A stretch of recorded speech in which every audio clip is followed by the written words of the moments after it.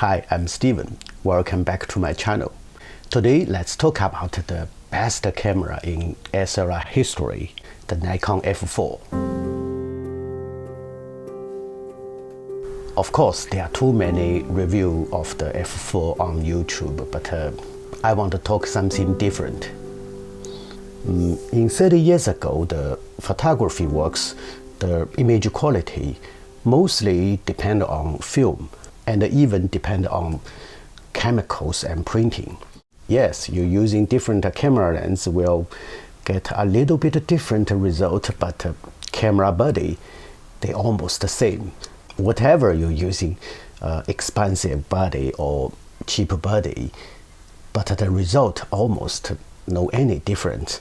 For example, you can't tell the difference between which one is the body was used Nikon FM2 or Nikon F3 or Nikon FE2. They almost the same. But 30 years ago, even less part of it, the image quality depended on camera body, but the camera factory was still want to improve it. And in 1980s and 1990s, that's a golden age, I think. The camera factory, they all want to build a best camera as they can, like Pentax LX, Olympus OM4. But one camera did the best things, improved image quality. That is the Nikon F4. What it look like? It looks totally a tank. It's a very heavy camera and looks rough and tough. Not like a delicate camera, it was designed to look like a weapon by Italian Giorgetto Giugiaro. I don't know how to. Giorgetto Giugiaro, yes, the master designer. The Nikon F3 also was his works, but they are totally. The Nikon F4 are totally big brother. Look a tank. And too heavy. Look at the camera body. I think the most highlight, the visual element is the speed dial. This speed dial, it's much taller than the F3's speed dial. It's tall because it's for that photographer can use conveniently in the freezing cold with gloves on. But I think this is the soul of the design. It feels like a grenade. Look at this wedge. I don't know why the Italian designed a wedge, which can't be found such wedge before Nikon cameras. Maybe is the materials changed. The camera factory used more thin material, so they have to build some wedge in it. But this wedge let this camera looks more like a weapon, modern rifle, right? Looking at F4, the all function are physical dial. The every function dial's position almost the same as at the Nikon F3. In later 1980s in camera history, that was a changing time, I think, from mechanical to electronic. So this F4 was designed inherits the past and link the future's camera. It's a totally electronic camera, but everything a physical dial. So the every function button, the dial, just there as they supposed to be. Very easy to touch. And I just said the position, the dial's position, almost the same as the Nikon F3. That let the F3 user very quickly to use to it. Very easy. And also bring the photographer into a new era, the autofocus.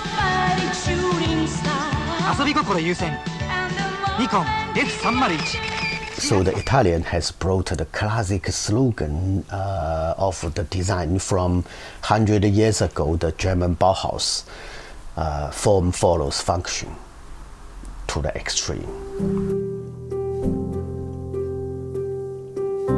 It looks he didn't consider it for the aesthetics at all.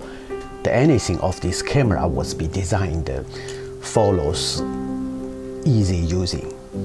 It looks unreservedly, directly, which is make this camera so beautiful.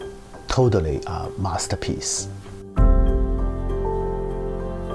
Look this big handle. I think this handle is the most comfortable in all cameras. Let your hands in a natural shape when you're holding it. Very natural shape, not like a currently camera, you have to holding it like this. Last year I was met a Japanese photographer in Kamakura Street. Because we use the same old lens, so we starting to talk, and we just sit on street side and talk a lot. He was a Nikon user, and we talk about the Nikon F3 and F4 every cameras. He was said something I still remember. He said the Nikon looks not designed for Japanese or Asia. It looks designed totally for the Western people. Indeed, I think he's right. Look the F4's handle, it's a little bit bigger. I think for the Asian man that there is no any problem for holding it, but for the Asian woman, it's too big. By the way, do you feel that the current Nikon looks very ugly? I think many people think like this. Okay, back to the F4. In 1980s, maybe the Nikon's confidence increased after F3 was selected by the NASA. So maybe they thought they are the best self. And so they developed this dream camera. Let's take a look what makes F4 so different. For the SLR camera, the common cons is the camera vibration. The vibration caused by shutter and the mirror's action. That is the most weakness of all SLR camera, even medium format. Even very small amount of camera vibration still will make your shot less than sharp. The rangefinder camera with less camera vibration because they without the mirror's actions. So with rangefinder camera, you usually can use a slower speed than the SLR camera without compromise the picture clarity. SLR camera's vibration very difficult to solve it, but Nikon was doing something on the F4, want to improve it. Before the F3, Nikon was already starting to use the metal vertical travel shot in FE, FM cameras. But on F3, it is still using horizontal travel cut-in shutter because the cut-in shutter more reliable. But I used the titanium foil cut-in so that the F3 can reach the top speed of 1/2000, also with lower shutter vibration. From the F4, Nikon was started to using the vertical travel shutter on all F-series cameras, but was did two things on F4 to minimize the vibration. Number one, the hybrid shutter blades. F4's 4 of 8 shutter blades made of carbon fiber to reduce weight and keep the camera shock to a minimum. The use of these lighter materials allow for fast traveling speeds without having to sacrifice reliability to achieve the 1/8000 speed and the 1/250 flash sync speed. Number 2, the shutter balancer. The shutter balancer is made of tungsten alloy. It absorbs the vibration due to the shutter cut-in travel and the mirror action. Lets you safely shut handheld at a slower speed you've been avoiding 1/30 or 1/15 second. That's amazing. As I know, the tungsten alloy shutter balancer, this technology only has been used on 2 cameras. The other one is Leica R6 II. Perhaps the cost may be too high, so Nikon did not use this technology on later cameras anymore.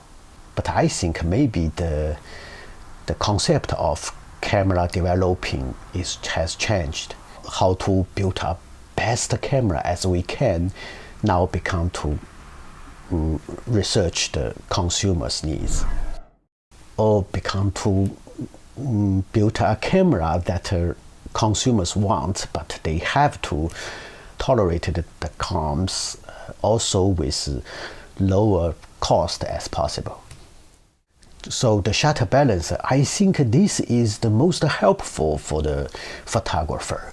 That was the best revolution on SLR cameras. So does it really work? In fact, the f4's tungsten alloy shutter balancer not only for the slower speed, but it can reduce the vibration at all shutter speed, especially for at a speed between 1/250 and 1/15 second. But use a slower speed to test, more intuitive to see how it works.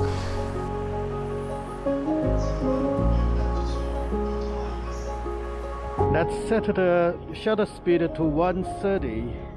Try it.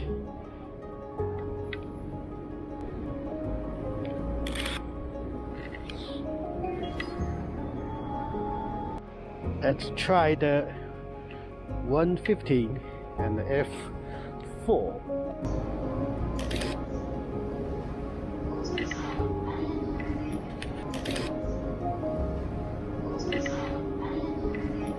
Okay, 115 speed and f2.8.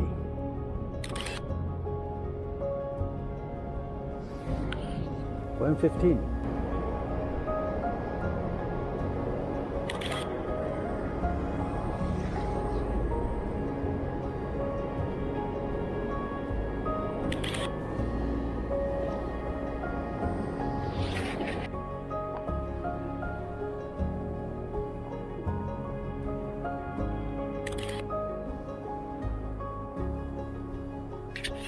f2 and 130.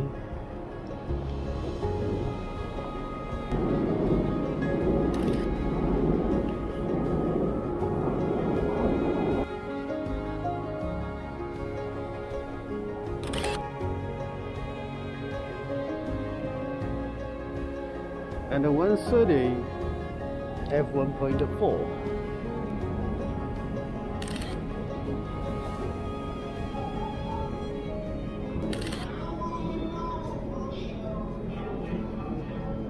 It can be seen that f4 can use a slowest shutter speed of 130, even 115. This is almost impossible to reach in all SLR cameras. It's amazing. It's very close to the rangefinder camera's performance. In my experience with the rangefinder camera, the Leica, the lowest speed you can use for handheld is 115. And SLR cameras with mirrors can reach to 130. That's unbelievable. And sometimes 115 is also good, but 130 is the safely slowest speed for handheld. Of course, no other SLR camera can do like this, except f4. Even Nikon's own later cameras, even currently D4, D5, they all can. So I think just for this one reason, you should have a f4, right? So other major feature of this camera, like matrix metering, the dual curtain, and the infrared filter, and like a silence mode. I want to put this in part 2 of this review, because in the part 2 review, I will show you how to use it. After through every detail, every function, you will feel amazing more, and it's so much better than you imagine. It's a dream camera money can buy. Okay, thanks for watching. See you.